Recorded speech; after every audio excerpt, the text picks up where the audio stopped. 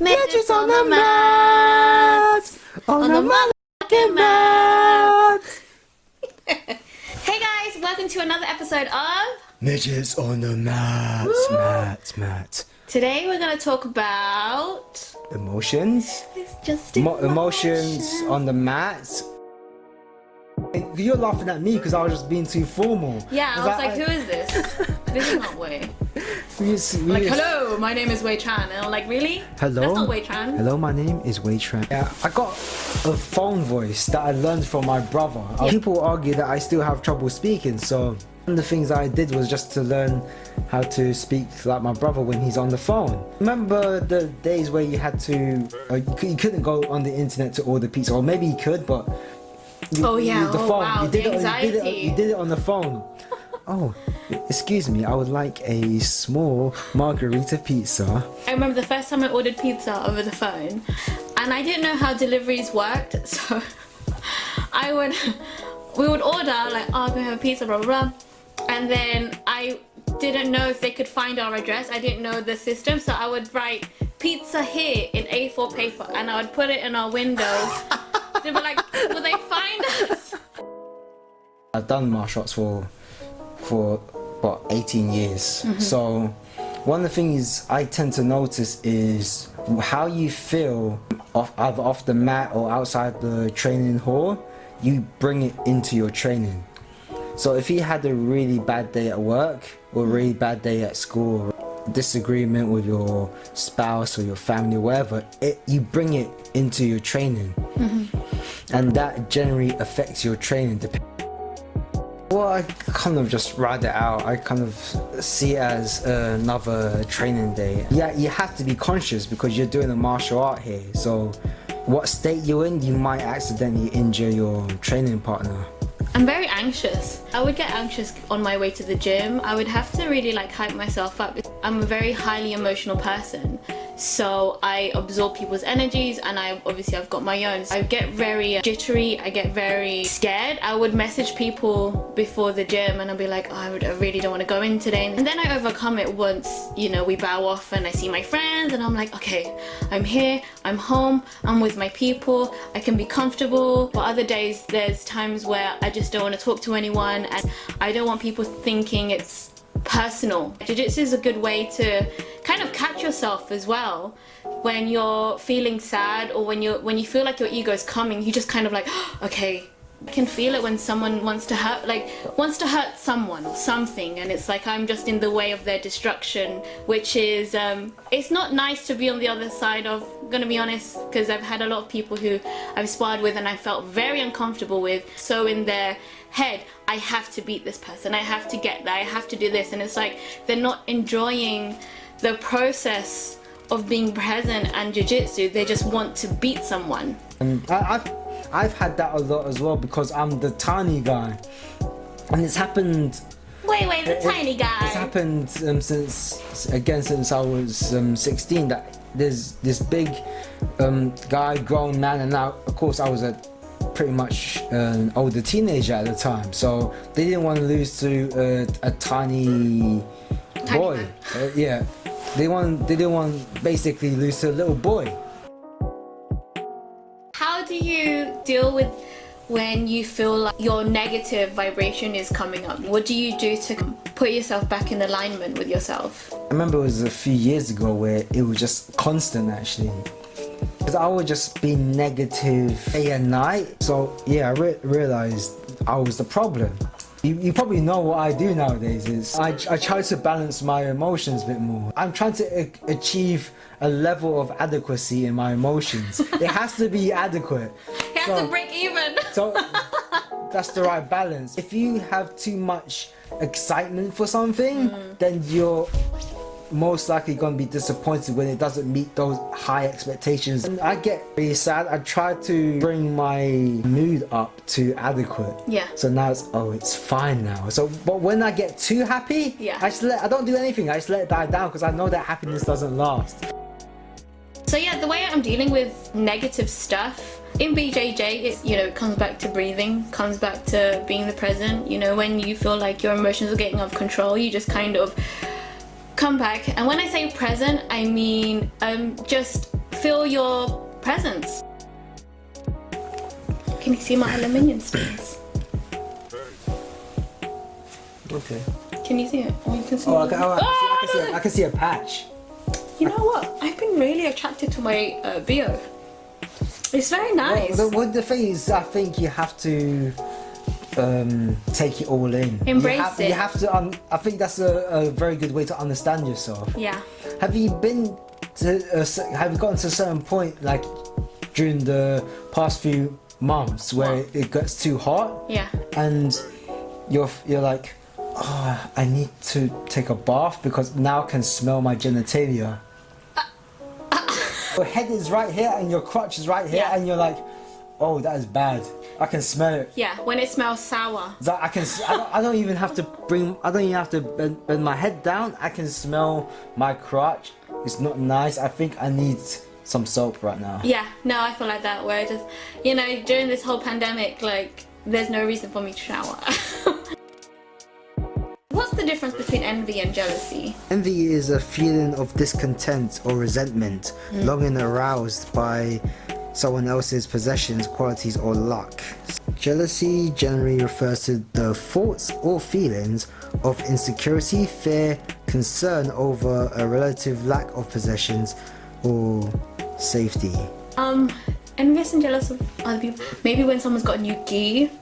That's why I always point it out. Oh, you got the new gi. I'm never jealous. I usually go up to them and say, oh, that's a nice gi, and I start touching it. It's usually guys. Yeah. I tend to do it to guys. It's like I for some reason I like to be as pervy as possible to see what their reaction is. Yeah, you want to see how far they'll go. No, you want to test their boundaries. No, I want to see their reaction. If they're like comfortable, then it's like, oh yeah, you're my kind of person because you're not too like high strung. Mm-hmm.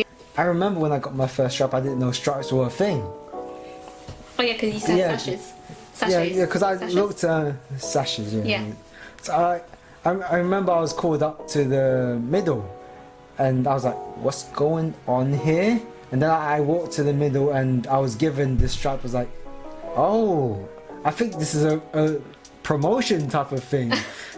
Because I didn't realize because I thought it was because when I see other people with tape on their belts, I thought it was supposed to, like they use it for later, like keeping that tape for later for their fingers. Oh, like you know when people have tennis balls. Yeah, so they have it there. So I thought that they were doing that. I thought, oh yeah, that's a nice way to just like bring out tape just in case you just have it on your belt. Yeah, I feel like maybe the stripes are like a placebo effect. Well, they were for me because I just felt like if I get a stripe, I've leveled up. If I do this, and it was so bad. It was so bad. I was so attached to these stripes. Like every time I get a stripe, I was then ones who would take a picture of it and like, oh, first stripe, oh, second stripe. You know, so lame.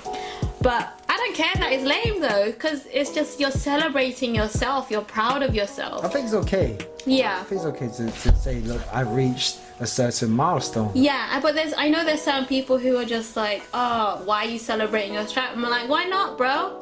Calm down. This is my celebration. Let me celebrate me. You don't need to celebrate me. Slow walkers piss me off. I want to rant a bit here. Okay, go. You know what pisses me off is like You know what really grinds my gears?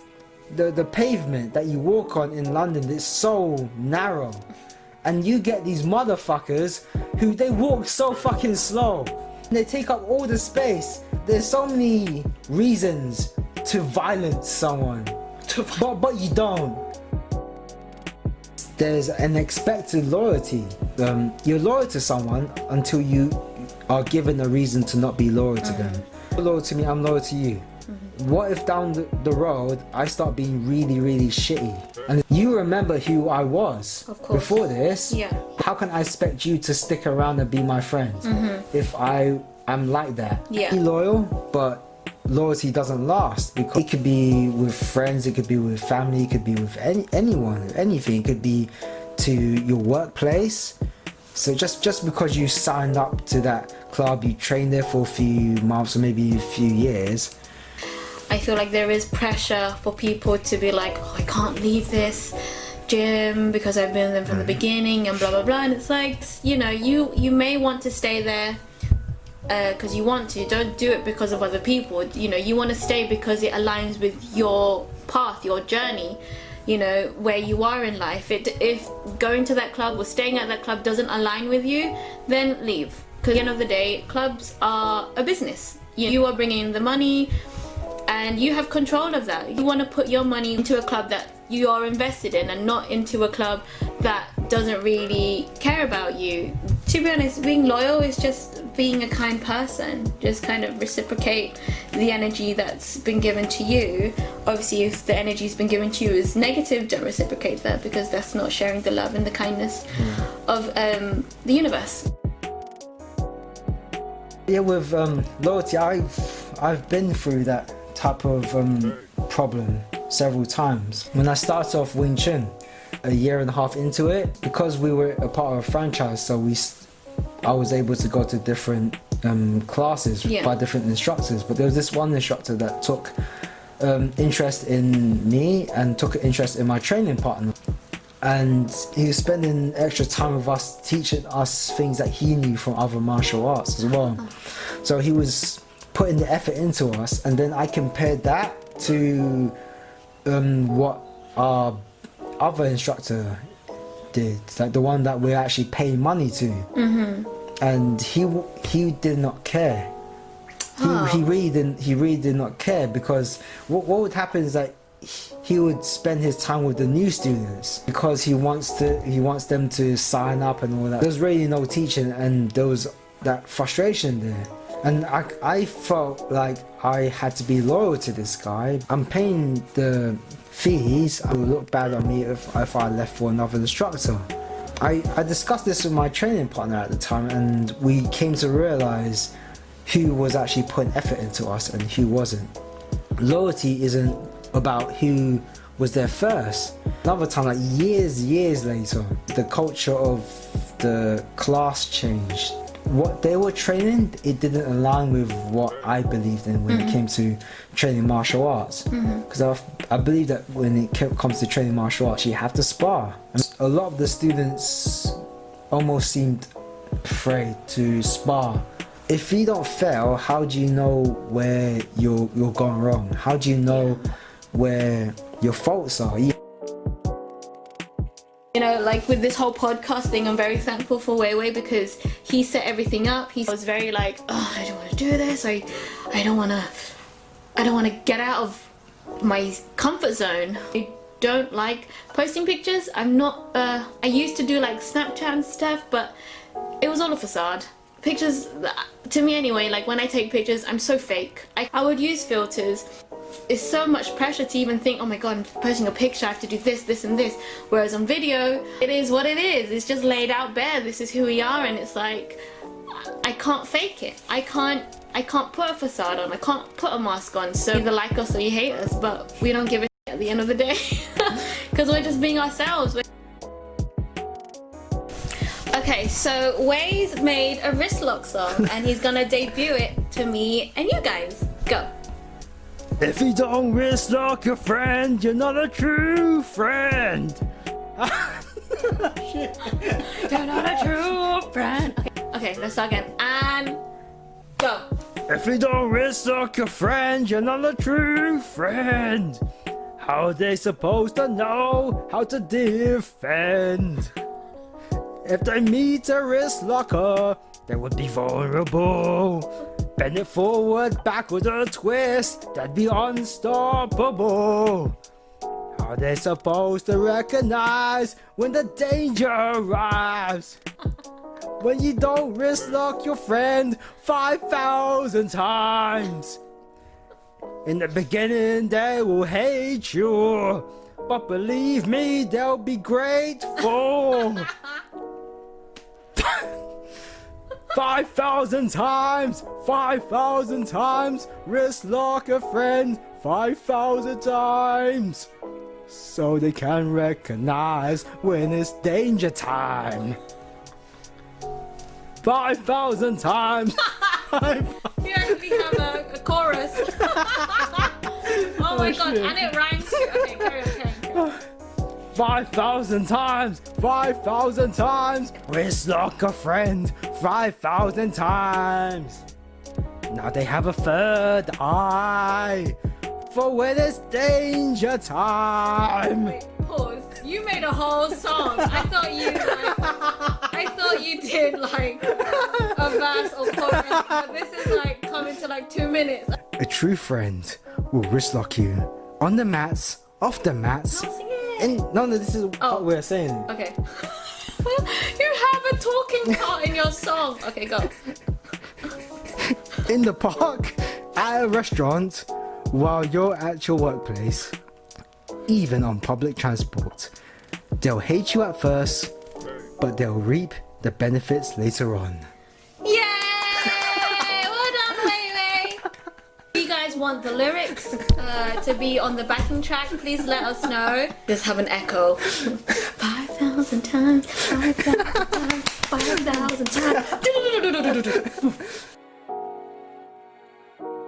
Thank you for watching or listening to this episode of Midgets on the mat. You may like, subscribe, share, comment, follow, and download. Why do I say and download? I'm gonna do that again.